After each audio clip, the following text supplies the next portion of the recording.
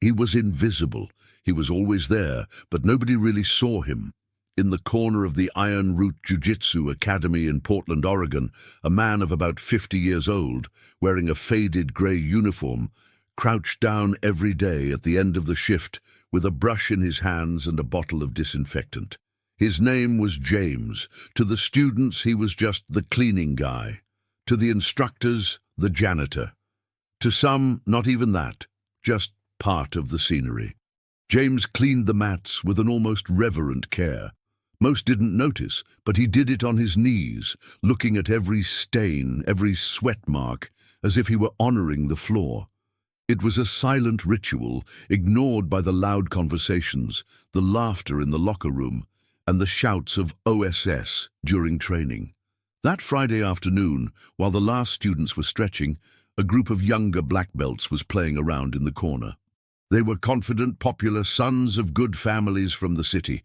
One of them, Logan, was no more than 25 years old, but already flaunted his black belt like a war trophy. Tall, sarcastic, adored by his peers, and frequently arrogant. "Hey, Logan, go give Master James a hand over there," said one of his friends, laughing. "No way! The master of the mop is him," Logan replied, loud enough for everyone to hear, including James. Laughter exploded like fireworks. James continued cleaning in silence. He didn't lift his head, didn't respond, but his eyes, for a second, froze on a fixed point on the mat. A brief instant, an almost imperceptible pause, as if something had awakened inside him. The head instructor, Rick, heard the joke and forced an uncomfortable smile. He had known James for years, never knew much about his life, but something in that moment made Rick approach. "James, everything all right there?" "All good, Rick. Just cleaning what needs to be cleaned," James replied, standing up with a slight smile on his lips, but not disguising the firmness in his gaze. That's when he said something nobody expected to hear. "Tell me something. That kid over there, does he really hold his own on the mat?" Rick frowned, surprised. "Logan, he's good. Competes. Won some regionals." James nodded. "Interesting. Because sometimes those who talk the loudest are the ones who most need to prove they know how to fall." The group fell silent. Logan laughed, as if he didn't take it seriously. "Are you challenging me, old man?" James looked at him, not with anger, but with a type of calm that disarms, a presence that nobody expected from a simple janitor. "No, I'm just saying, respect is built even when nobody's watching, especially on the mat." Rick tried to end the tension. All right, guys, let it go. But you know what? Let's have some fun. A light roll, just 1 minute. Logan, take a spin with James here so we can end with a laugh." Logan stretched as if it would be too easy. James walked to the mat, took off his worn shoes, and stepped barefoot. It was the first time many saw him there, not on his knees cleaning, but standing in the center like a fighter. The clock was reset. The others approached in silence. Some grabbed their phones. It was like watching a comedy theater, or at least that's what everyone thought. But what happened in the following minutes, on that sweaty mat, on the floor that James knew better than anyone, would change everything. And nobody, absolutely nobody, was prepared to see what he carried inside himself. Because sometimes what seems old is just what had enough time to become legend. In the North Tabor neighborhood of Portland, the Iron Root Jiu-Jitsu Academy was known for producing champions and offering tough training with a touch of Eastern philosophy. On the walls, phrases like "discipline is freedom" and "respect above strength" were repeated like mantras. But for James, those phrases were nothing more than ink. Every morning, before the students arrived, James unlocked the side door with his own keys, turned on the lights, and started the fans. He cleaned the sweat-stained mirrors, organized the mats millimetrically, and left the locker room like a hospital room. It was solitary, invisible work and, for most, worthless. At 53 years old, James always wore the same clothes: dark jeans, white t-shirt, and a faded cap that hid his shaved head. His muscular arms betrayed an active youth, but nobody seemed to notice. It was common to see him pushing a cleaning cart while passing by young bluebelts who barely greeted him. He knew everyone's names. He knew who was good on the ground, who still used too much force, who gave up easily. But almost nobody knew his name. Sometimes he was Chief, Sir, the cleaning guy. Only Rick, the head instructor, called him James, and even then, without much intimacy. James lived in a small apartment 15 minutes away. Living alone, he had no luxury. His day started at 5 a.m. and ended around 10 p.m. after the last training session. He brought lunchboxes, drank weak coffee from an old thermos bottle, and listened to jazz on a portable radio while cleaning. But there was something more.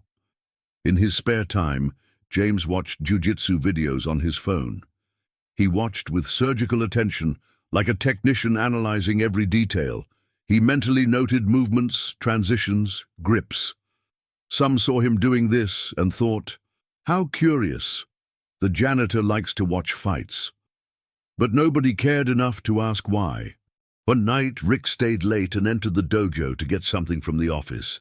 He stopped for a moment when he saw James, alone, testing a neon belly position with a used training dummy that was kept in a corner. He said nothing, just watched.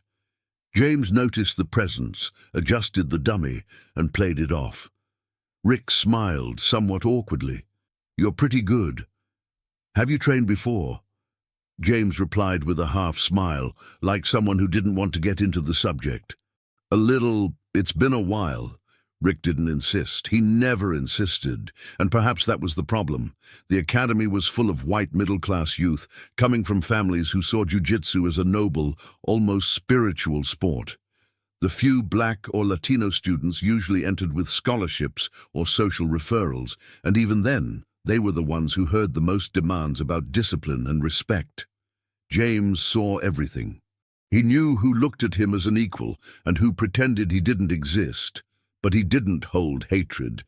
He just observed, like a silent sentinel. His past, however, was not silent. James had grown up in New Orleans, where he started jiu-jitsu at 17 in a small community center. He was talented, dedicated, calm. At 22, he won his first state title. Then he was invited to train with a Brazilian master who lived in Los Angeles. He spent years competing, teaching, traveling. But everything changed one afternoon when he suffered a serious back injury during a fight. The pain took him away from competitions. Without sponsorship, without health insurance, he had to stop fighting. He married young, had a daughter, got simple jobs. Jiu-jitsu became a memory. Years later, divorce, distance from his daughter, and financial instability brought him to Portland.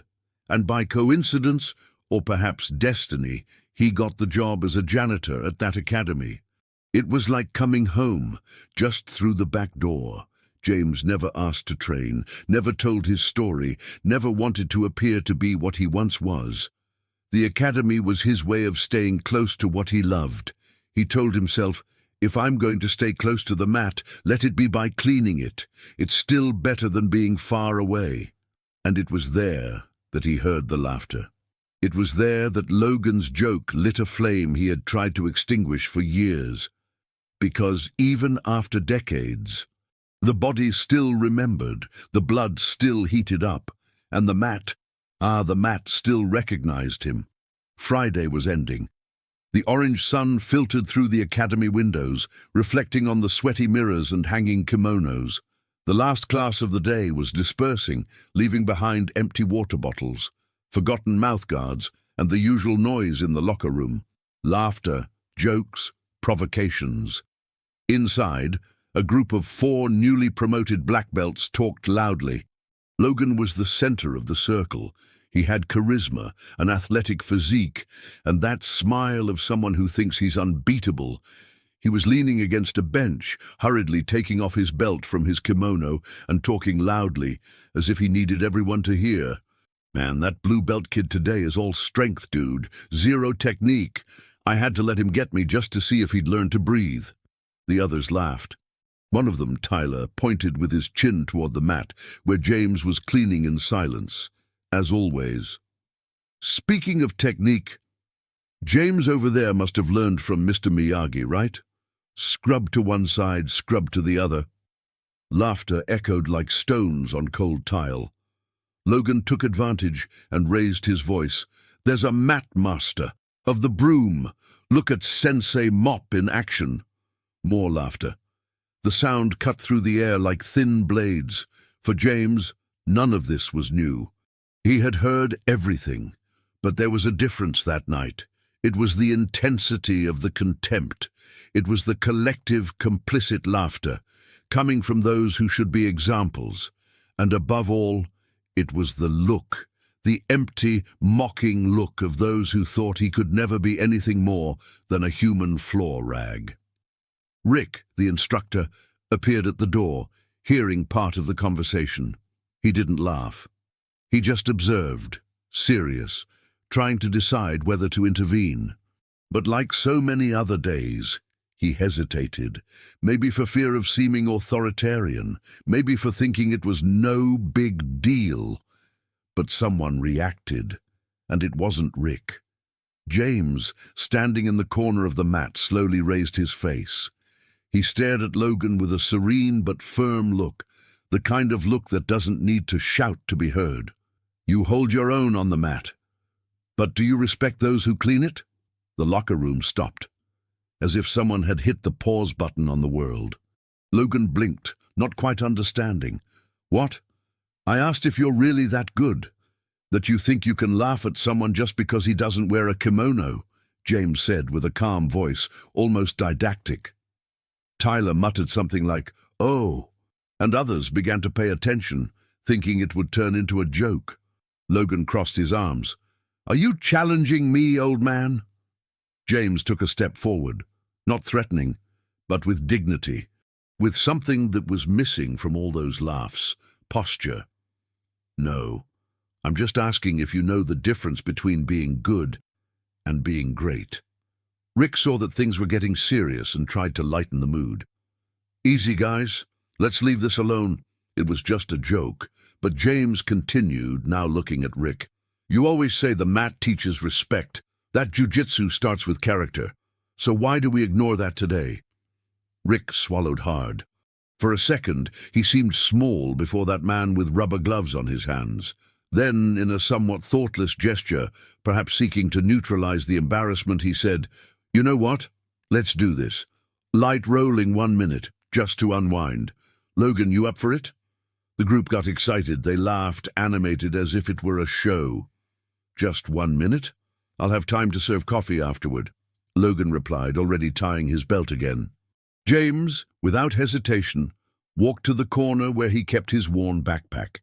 He took out an old blue kimono, faded but folded with respect. Tying the white belt, which contrasted with the shine of the black belts around, he entered the mat. The silence that followed was strange. It was as if time had gone back. Nobody knew what to expect. Some thought he would lose his balance right at the beginning. Others thought it might just be a symbolic gesture. But nobody, absolutely nobody there was ready to see what James carried on his shoulders.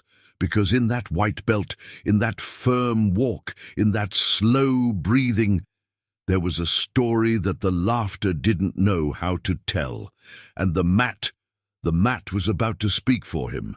The academy was taken by an unusual silence. That joke proposed by Rick to ease the embarrassment had become something much bigger. Students stopped packing their belongings. Some came back from the locker room. Others stood around the mat with their phones in hand, already prepared to record what they believed would be a funny moment. James was in the center of the dojo, kneeling, his hands resting on his thighs, breathing rhythmically, eyes closed for a brief moment. The old blue kimono didn't give him imposing presence, but there was something in the way he moved, a kind of silent respect for the space. He treated the mat like an altar. Logan, on the other hand, was standing, agitated, stretching his shoulders like someone who was just going to play a role. His expression was one of contempt, but there was something behind that too wide smile. Hesitation. "Just 1 minute, huh?" Rick said, looking at the clock. "Light rolling, no unnecessary force, no competition." James nodded. Logan patted his own thighs, laughed loudly, and said to his friends, "Someone record this to make a motivational video. How to break a janitor in 60 seconds. Laughter spread, but more timidly this time. The mood was no longer the same. Some eyes observed James with genuine curiosity. Something about that man said this was no joke. "White belt, huh?" Logan commented, smiling as he saw the belt around James's waist. James replied without emotion, "Color doesn't say what the soul carries." Rick whistled, and time began to count. Logan advanced naturally. It was clear he didn't intend to hurt James, not out of kindness, but out of disdain. He wanted to show superiority just with control.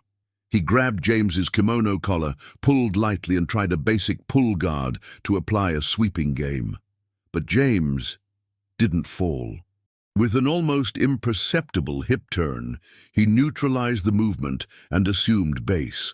It wasn't an aggressive counterattack. It was a lesson in lightness and timing. Logan, surprised, restarted the attack, this time with a little more intention. He tried to fit a lapel grip under the arm. James retreated with the precision of someone who had read that game many times.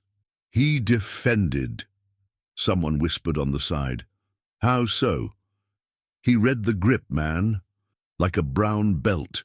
James now had the guard passed. His firm hands, his knees pressing the right points, his weight distributed like someone who had studied this his whole life. There was no hurry, just clarity. The clarity of someone who knows their own body and the other's body. Logan began to get uncomfortable. His breathing changed. He tried to explode to get out of the side pressure, but James used only his forearm and a simple hip lever to keep him immobile. "Is he playing with Logan?" whispered a younger student. "That's not strength, that's pure jiu-jitsu," another replied, open-mouthed. 20 seconds left. James raised his knee, adjusted the collar grip, and in a fluid movement fitted a basic choke, but with such clean execution that he seemed to be demonstrating for a beginner's class. Logan tried to resist, but there was no escape point. It was as if the mat itself had bent against him. Rick took 2 steps forward, ready to interrupt, but then Logan gave 3 taps, tapped, surrendered. The whistle blew. Silence. James immediately released the grip, got up carefully, adjusted his kimono, and extended his hand to Logan, who was lying on his back, not understanding what had just happened. There was a brief moment when everyone present seemed not to know whether to clap, ask something, or just swallow the lump in their throat. James spoke softly, just to Logan. "The mat has no owner. It only recognizes those who respect it."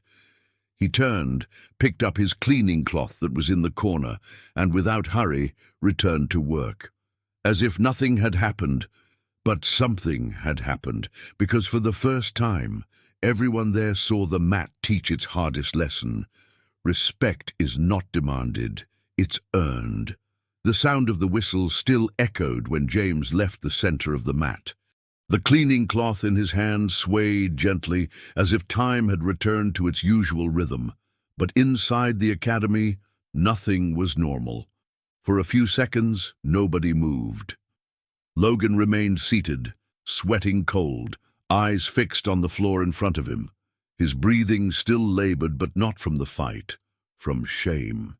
He, the young prodigy, the local tournament champion, had just been finished by a man with a white belt and a mop in the other hand. Tyler tried to break the ice with a comment. It was just luck, a quick submission. But his voice came out low, almost without conviction. None of the others repeated the joke. Their gazes were fixed on James, who now calmly cleaned the corner of the mat with the same precision as always, as if nothing extraordinary had happened. Rick, the instructor, seemed lost in his own thoughts. He observed James with a new look, trying to reconcile that performance with the man who for years had been part of the academy's invisible routine. He always thought James was just someone humble, perhaps curious about the sport. He never imagined there was a silent veteran there, someone who carried jiu-jitsu in his soul. Did he really finish you?"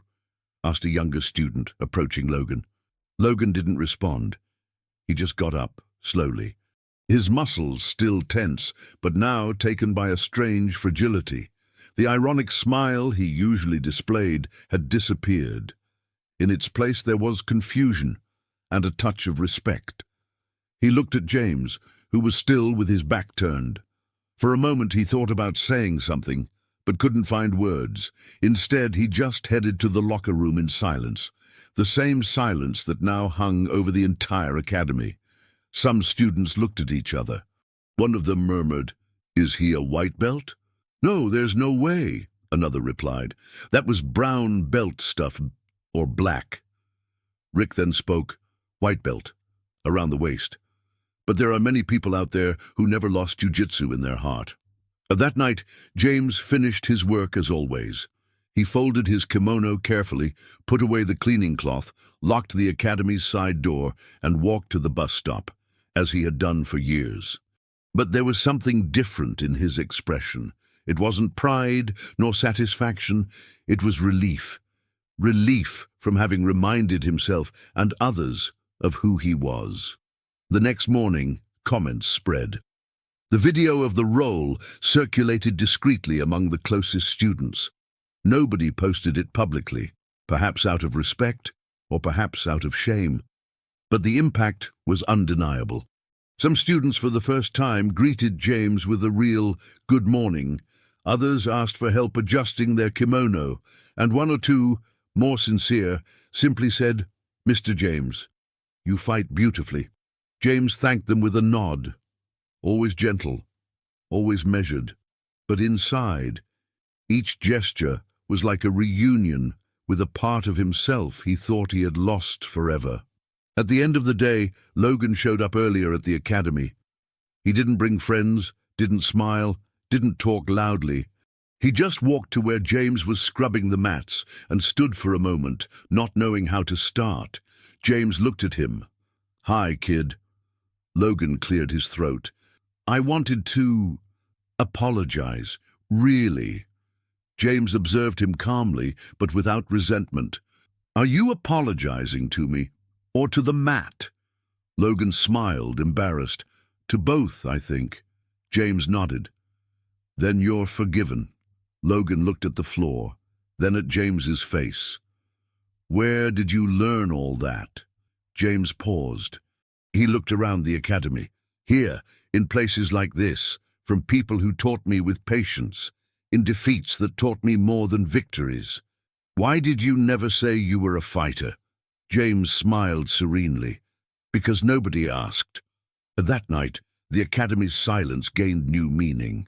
It was no longer the silence of indifference. It was the silence of those who begin to see with different eyes. And at the center of it all was James, the man who cleaned the mats, and had just cleaned them with truth. James's hands always worked in silence. They held brushes, pushed buckets, folded towels with precision. But in the past, these same hands had raised trophies, drawn submissions in the air, and tied belts that meant more than any salary. And although the Portland mats were always clean, thanks to him, there was a type of dust that nobody saw. The dust of time, of memory, of what life tries to bury but cannot erase. James grew up in the old neighborhoods of New Orleans, among weathered wooden houses and streets that smelled of strong coffee and stubborn hope. He was the son of a laborer and a cook, the oldest of three brothers. From early on, he learned the weight of silence and the value of resistance. As a teenager, he discovered jiu-jitsu by chance, in a community class in a church basement in the neighborhood. The teacher, a former fighter from Rio who had moved to the United States after a knee injury, saw something special in the quiet boy with attentive eyes. "You don't talk much, huh?" he said in the first class. "I prefer to listen," James replied. Then you'll learn fast. Those who listen feel first. And he learned. He learned as if he already knew. In a few months, James was the best in the class. He wasn't the strongest, nor the fastest, but he had something the others didn't have: presence. He understood the timing of the fight like someone who understands the rhythm of music. He knew when to wait, when to turn, when to yield, and when to attack. At 18, he was already winning local tournaments. At 22, he was called for an internship at an academy in Los Angeles, where he trained with renowned fighters. He was the only black person in the group, often ignored in conversation circles, but on the mat, nobody could ignore him. The peak came at 27, when he won an important regional championship in California. The final fight was against a renowned Brazilian black belt. James won with a simple sweep, but executed with such elegance that it drew applause even from his opponent. The fight was filmed by an independent channel and circulated in specialized forums. For the first time, his name appeared in magazines in the field. It was as if the world was finally beginning to notice. But the world has its own plans. In an intense training session during preparation for a national championship, James suffered a violent twist in his lower back when trying to escape a heel hook. The pain left him immobile for days. The diagnosis: chronic disc injury, expensive treatment, no insurance. The academy covered part of the costs, but soon had to cut him from the team. Without fighting, without income, James returned to the South. He married a nurse, had a daughter. He tried to open his own academy, but the economic crisis took the business before it completed 2 years. He worked as security, delivery driver, construction helper. The kimono was stored in the back of the closet, like a relic from another time. When the marriage collapsed, James moved to Portland. His daughter stayed with her mother. He took only a suitcase, some old photos, and his blue kimono, the same one he would use years later on the mat at Iron Root Jiu-Jitsu. He found a job as a janitor at the academy by chance. He saw an ad in a coffee shop, and the name Jiu-Jitsu attracted him like a magnet. He never mentioned his past, not when students laughed, not when instructors treated him as invisible. He just cleaned, observed, listened. At night, at home, he watched current fights, reviewed championships. Sometimes he found his old videos, posted by obscure YouTube channels. Comments said things like, "This guy was tough," disappeared out of nowhere.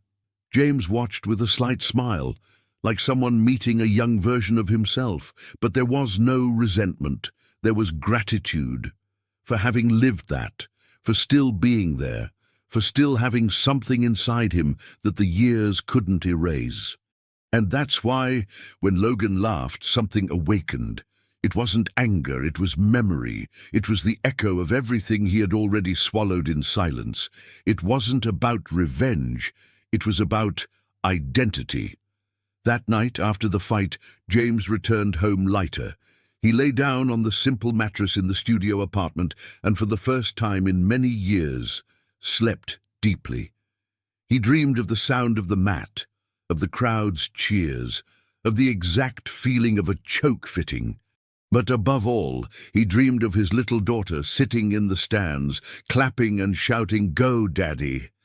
It was just a dream, but it was also a reminder he had never stopped being who he was. The atmosphere seemed suspended in time, even with the fans humming on the ceiling and some phones recording discreetly. There was a dense silence in the academy. It was as if everyone there had held their breath, not from the expectation of a great combat, but from the strange sensation of witnessing something that didn't make sense.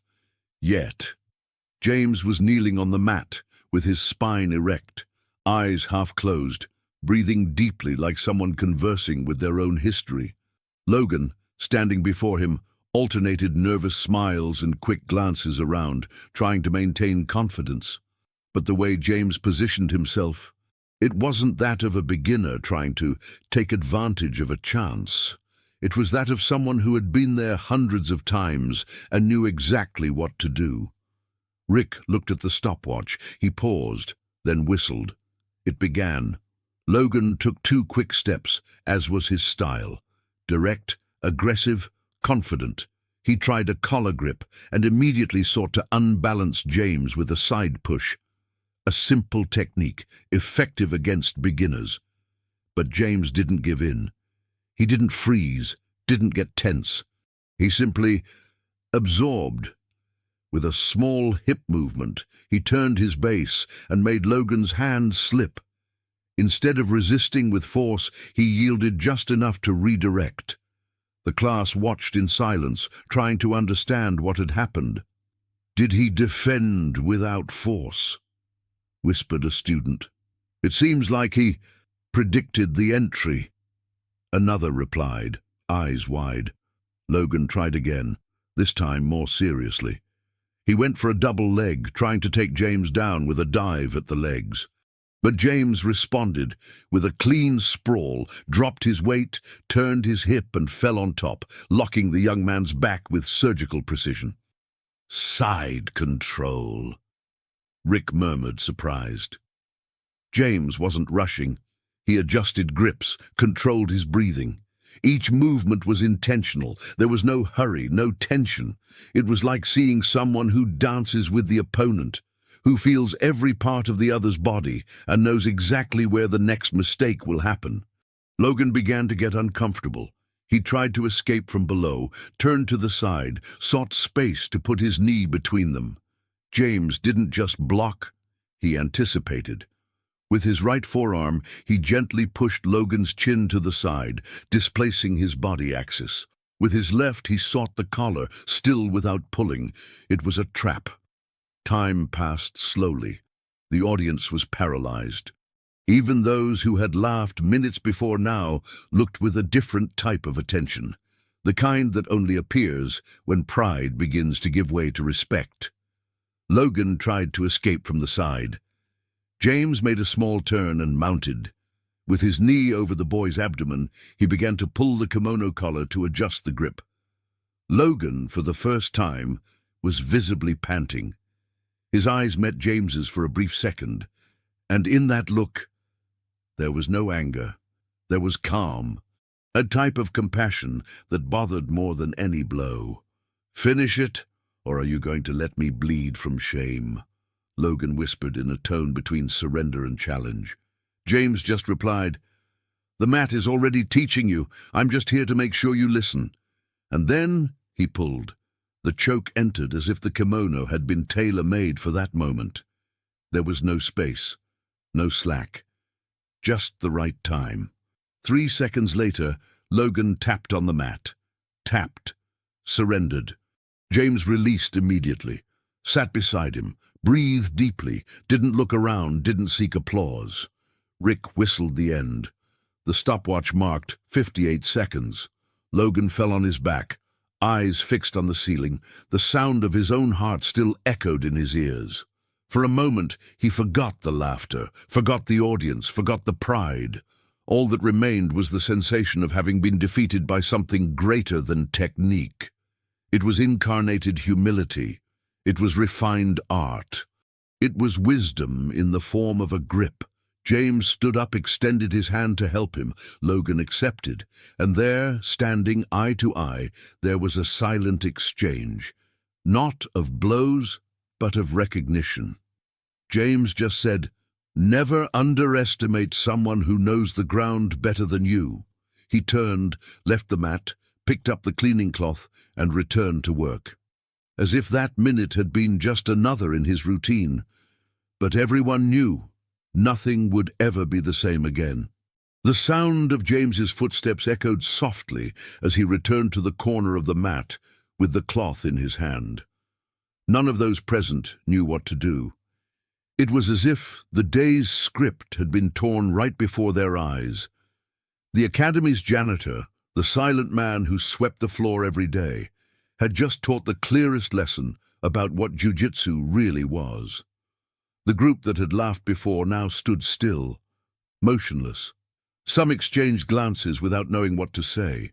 Tyler, who had made the first joke, ran his hand through his neck, embarrassed. The shame wasn't just for what happened to Logan, but for what they all had failed to see for so long. Rick approached the center of the mat, still with the stopwatch in his hands. He observed James, who now cleaned the sweat and footmarks as he always did, calmly and carefully. But each gesture now had another meaning. It was as if each wipe of the cloth was a silent affirmation. This is my place too. Logan, on his part, remained seated longer than normal. He couldn't get up immediately, not from physical pain, but because he was digesting something he had never truly experienced. Humility brought by pure technique, without ego, without audience, just essence. "Hey, Logan, are you okay?" asked a student. He breathed deeply, looked to the side, and replied in an almost murmuring tone, "I'm better than I deserved." But James continued with his work. He was about to finish cleaning when he heard footsteps behind him. It was Rick. "James!" He turned, stopped, looked at the instructor with the same calm eyes as always. Rick began, but hesitated. "I had no idea." James smiled slightly. "You didn't need to know, Rick. I didn't come here to prove anything to anyone." "But you proved," the instructor replied, emotional. "Not just about technique, about character, about everything this academy says it teaches." James looked around. Clean mat. Students still in shock. The ambient sound gradually returning, like a river returning to its bed after a flood. "You know, Rick, the mat has no owner. It only responds to those who respect it." Rick nodded slowly. It was as if those words carried more weight than any sermon he had ever given as a master. "Would you accept coming back?" he asked suddenly. "Not as a student, as an instructor, to teach a class once a week at least, if you want." James looked at the floor, breathed. The proposal was tempting, but he knew what that meant. It wasn't just an invitation, it was recognition. "I don't have a master's degree, no recent title, no followers on social media, and that's exactly why I want you to accept," Rick said firmly. "Because you don't need that to teach what others forget." James didn't respond immediately, but his eyes shone, not with vanity, with meaning. "Can I think about it?" "Of course, but I hope so. We need this more than we imagine." While James changed clothes in the small employees' locker room, something unprecedented happened. 3 students entered, waited for him to finish, and extended their hands one by one. "Mr. James." "I've never seen anyone fight like that," said one of them. "Thank you," he replied, shaking hands gently. "We should have listened to you more, from the beginning." James smiled, this time with more warmth. It's never too late to start listening, right? That night, when he left the academy, James felt the Portland air differently. The gentle cold cut his face, but he walked with lightness. His body ached, not from the fight, but from the effort of routine. But his heart was light. He passed by a coffee shop closing its doors, waved to the attendant who already knew him by sight. She waved back, surprised by the kimono hanging on his arm. She seemed to see James for the first time. The next day, the Academy's WhatsApp group exploded with messages. The video had spread, but it didn't go viral for humiliation or mockery. It went viral for reverence. Who is this guy? How did nobody know he fought like this? I'm crying watching this. This is real jiu-jitsu. Rick posted a single message in the group. Humility doesn't dress with a belt. It proves itself on the ground. Class with Professor James in the coming weeks. Prepare yourselves. And so, the man nobody saw became impossible to ignore. Not because he sought attention, but because his presence spoke louder than any shout. The mat, finally, recognized the owner he never wanted to be, and Portland, at last, began to see the janitor as master. The following Saturday, Iron Root Jiu-Jitsu seemed like a different academy. The floor was still the same. The mirrors reflected the same bodies, the mats maintained the same color. But there was something invisible in the air, something that changed how each person stepped inside. A new kind of respect. James arrived early, as always. But this time, before unlocking the side door, he saw something different. Logan sitting on the sidewalk, with his kimono in his lap, eyes down, like someone waiting not for training, but for forgiveness. James approached in silence. Logan got up slowly.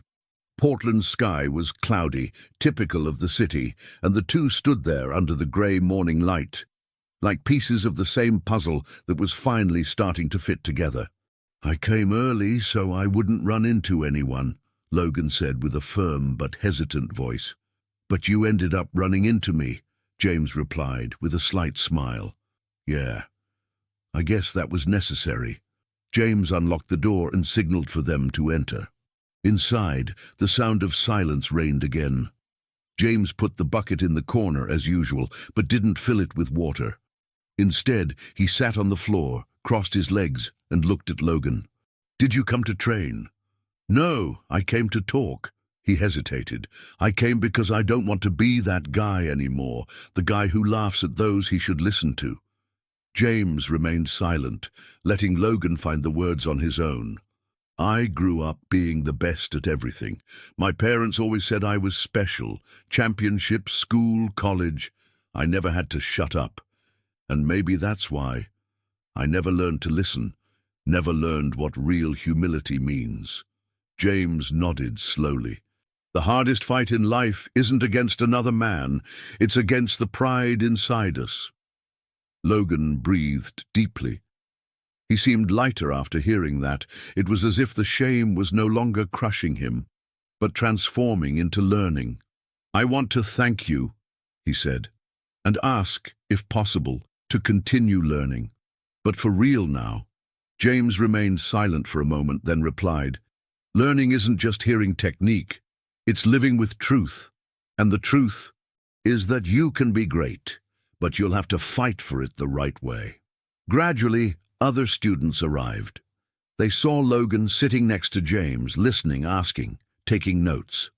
One by one, they joined. What began as a private class became, without warning, the most attended class of the week.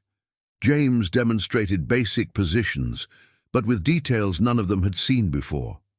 He explained the why behind the movement, not just the how. He spoke with simplicity, but with depth, and mainly says with patience. "Many people here know how to choke," he said at one point, "but few know how to relieve pressure just to make the opponent think he escaped. That is control. That is jiu-jitsu." The students were fascinated. Logan, sitting in the front row, raised his hand for every question. The arrogance had disappeared. In its place, there was a shine in his eyes that only appears when the soul finally accepts learning. Nurse Zeke, at the end of class, Rick did something he rarely did. He gathered everyone and asked for silence. "Today we saw something that no championship can teach. We saw humility.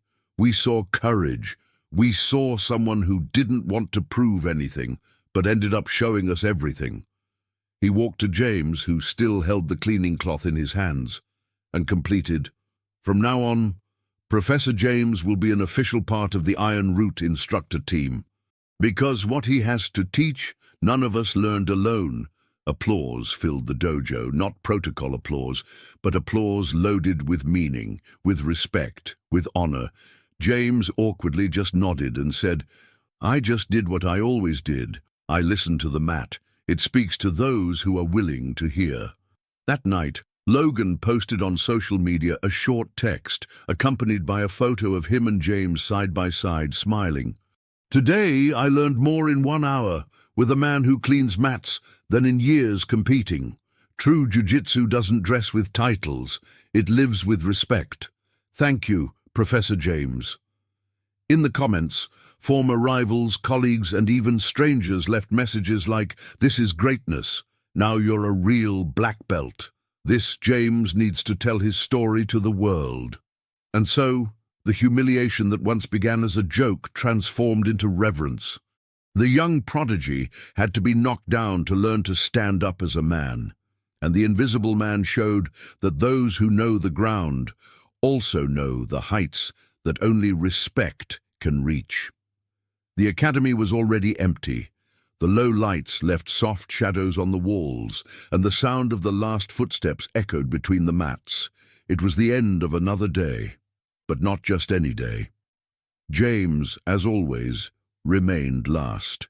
Even being now an officially recognized instructor, he insisted on continuing to clean the floor.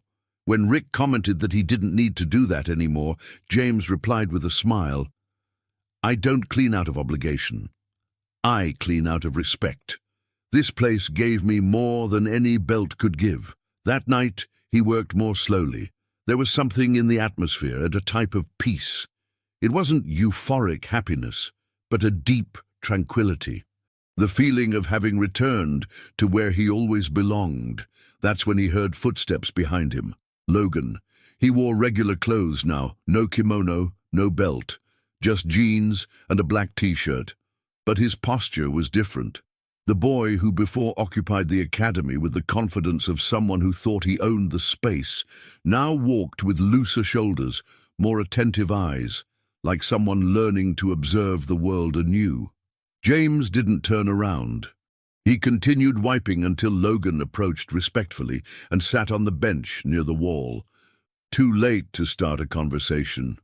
James laughed softly.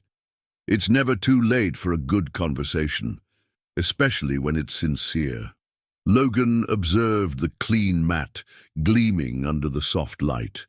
I spent a long time thinking this place was my stage, that everyone was here to see me fight, win, be the best.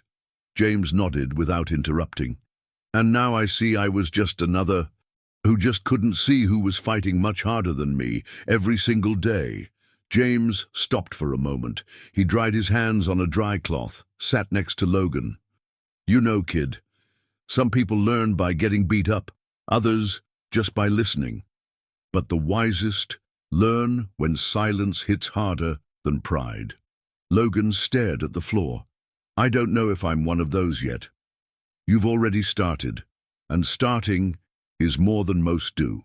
The clock on the wall showed almost 10 p.m. Outside, the street was deserted. A cold breeze entered through the half-open window. The conversation flowed without hurry. I wanted to know more about your story, Logan said. Not because I want to study you, but because I want to understand what made you this way. James sighed. He looked at the ceiling, as if the words were hidden there. Life broke me a few times, and each time I tried to come back, I realized that people only saw what was on the surface. When I stopped trying to prove something, I discovered the strength to continue existing anyway. And jiu-jitsu? It never left me. Even when the belt was stored away. Even when nobody asked if I had ever fought.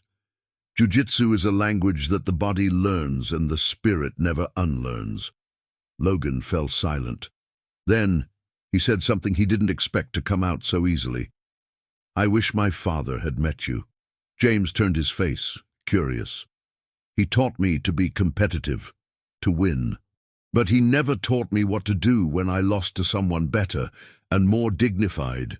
He taught me strength, but never humility. James looked at Logan for a moment, with empathy in his eyes. And now you can be the father your father wasn't. To others, to those who will come after.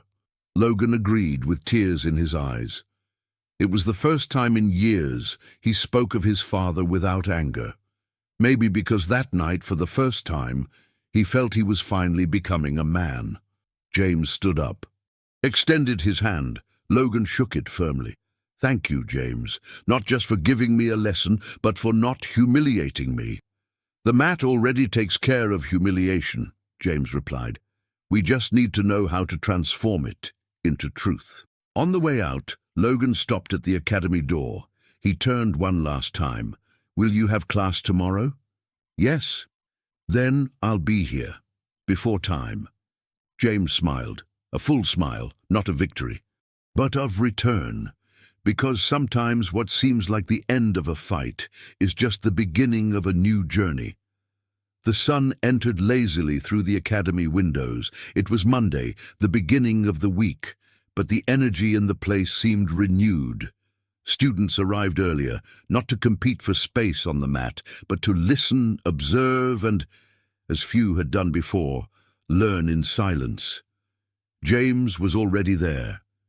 He wore the same blue kimono, now cleaner, with small, discreet handmade patches.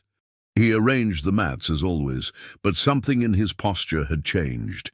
He no longer carried the weight of being invisible. Rick, the instructor and owner of the academy, observed everything from his office door. He wasn't a man of many words, but that week had affected him in a way that no competition, seminar, or federation event had ever done. James's fight against Logan became a watershed, not because of the technique, but because of everything it exposed: the fragility of ego, the value of respect, and the forgotten presence of a man who taught without opening his mouth. Rick left the office, breathed deeply, and called all students to the center of the mat. It was something unusual. The mood became serious, curious, expectant. James was on the side, ready to leave the scene as he had done for years. But this time, Rick stopped him with a hand gesture. "James, stay here next to me." James stopped, surprised. He walked slowly to the center. The students opened space, forming a circle around them. Rick began to speak. "Many years ago, when I opened this academy, I wanted to build a space where jiu-jitsu was more than medals and belts. I wanted this to be a place where men and women learned to be better, inside and outside the mat." He paused, looked around. "But along the way, I got a little lost. We grew, won championships, filled classes, and I ended up ignoring the lessons that were right under my nose, more precisely, kneeling on the floor." Everyone looked at James. This man, who many here called just janitor, is in fact one of the greatest teachers who has ever passed through these walls. Not just because he masters the art, and he does, as you've seen, but because he lives jiu-jitsu in every gesture, every silence, every choice. James lowered his head with humility, his eyes watery but firm. Rick continued, "Therefore today I want to make official what should have been done long ago. James, from now on, you're not just part of this academy's structure, you are one of its pillars." Applause. But it wasn't euphoric applause. It was applause of reverence. Hands that before didn't rise to greet him, now clapped with firmness and emotion. "Starting this week," Rick completed, "every white and blue belt class will go through your classes, and more. You'll have freedom to create your own fundamentals class, with your name, your method." James remained silent. It took a few seconds until he found words. "I don't know what to say." Rick smiled. "You've already said everything, just with your body, with your example." A student from the advanced class approached and extended his hand. "Professor James, it will be an honor to learn from you." Others followed, one by one, not out of obligation, but out of recognition. Even Logan, who watched everything standing in the back of the mat, approached. He extended his hand, and this time he called by name. "Professor James." That afternoon, while having coffee with Rick in the academy's small office, James looked at the walls decorated with old photos, students on podiums, local championships, visits from foreign masters. There was a blank space, an empty frame. Rick noticed James's gaze and commented, "That space is reserved." "For what?" "For you. I want the next photo here to be yours. On the mat. Teaching class. So nobody forgets who taught all of us the true meaning of this art." James smiled, emotional, "And to think it all started with a joke." "Sometimes," Rick said, "it's from humiliation that the truest respect is born." At the end of the day, while turning off the academy lights, James spent a few minutes in the center of the mat. Alone.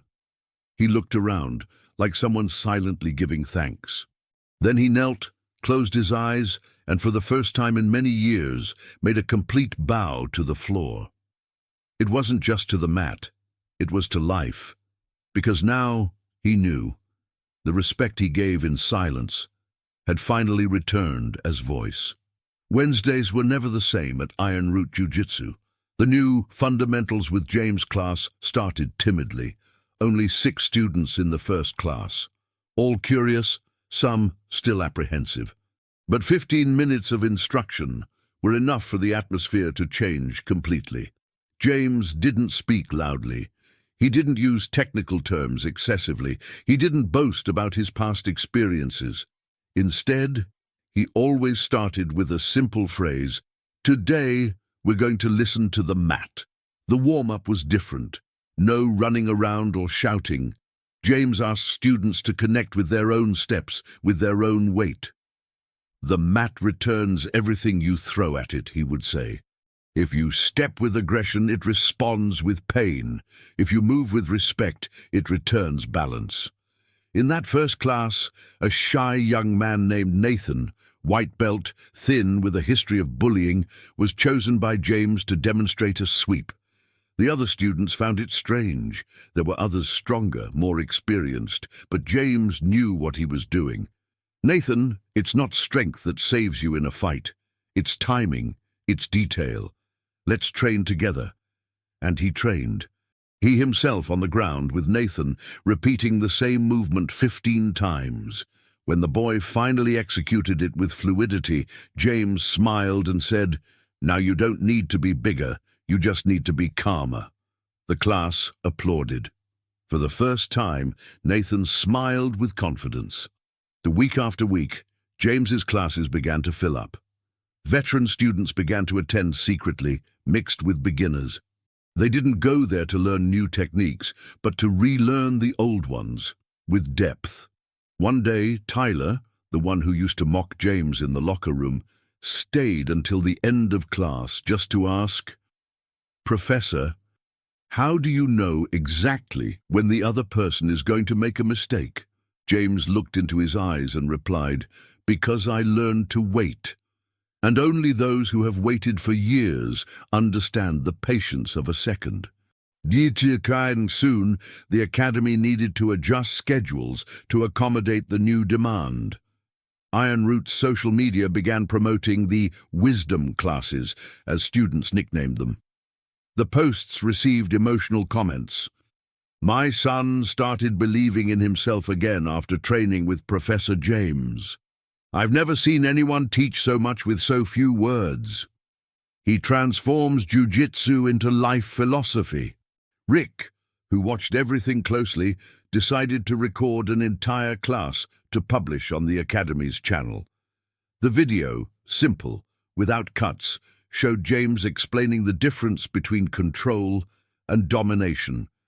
Controlling your opponent is understanding that he's also human. It's giving space for him to make mistakes without humiliating. Dominating is wanting to be bigger at any cost. In the end, the mat decides which of these two you are. The video went viral. In a few days, instructors from other states wrote asking to train with James. Some offered invitations to seminars.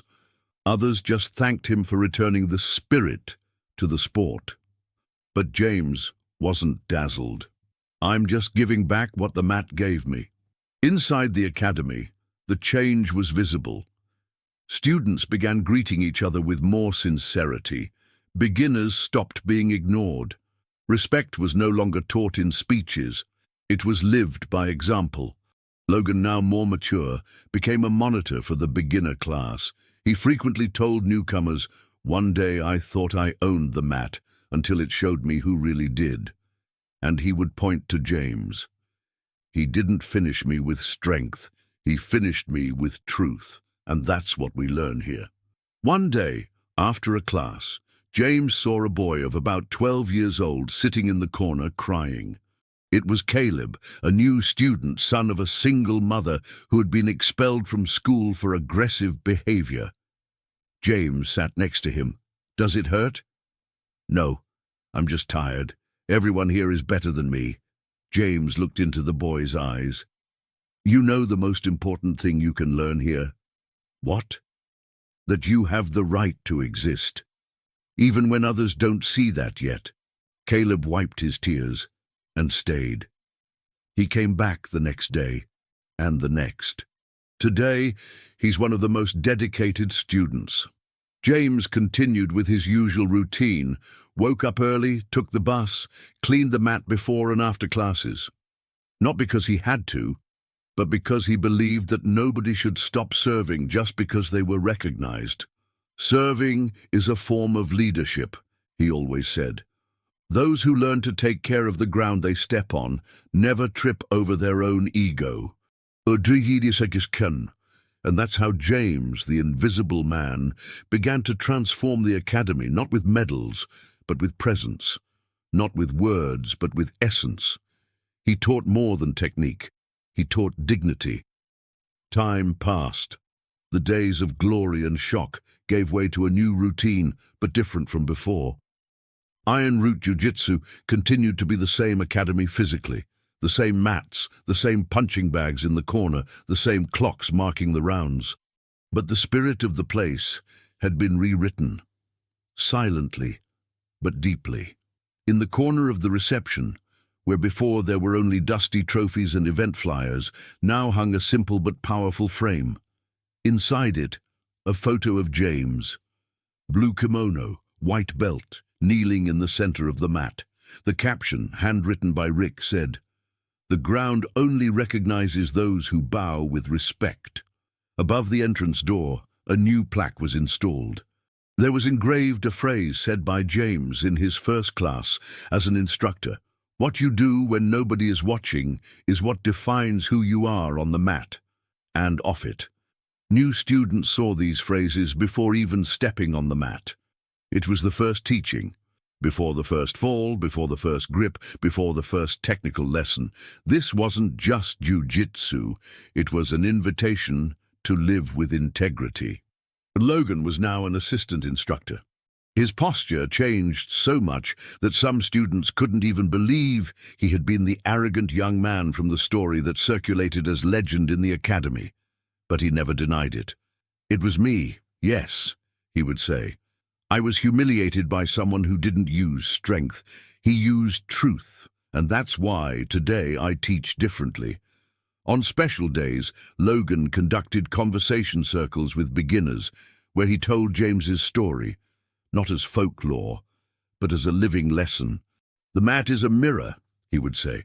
What you throw at it, it returns. Fear, ego, vanity or humility, technique, compassion, it doesn't lie, it shows you how you really are. James remained simple. He lived in the same studio apartment in Portland, took the same bus, brought the same coffee in an old thermos bottle. He never sought status, followers, invitations to big events, but his impact was gigantic. Former students returned to the academy. Parents asked for their children to go through the class with Professor James before any championship. Professional fighters visited the dojo just to train 1 hour with him, and they left there moved, emotional. He doesn't say what you want to hear. He shows you what you need to see, said a black belt from New York once, after a class with him. One afternoon, Rick received a letter from James's daughter.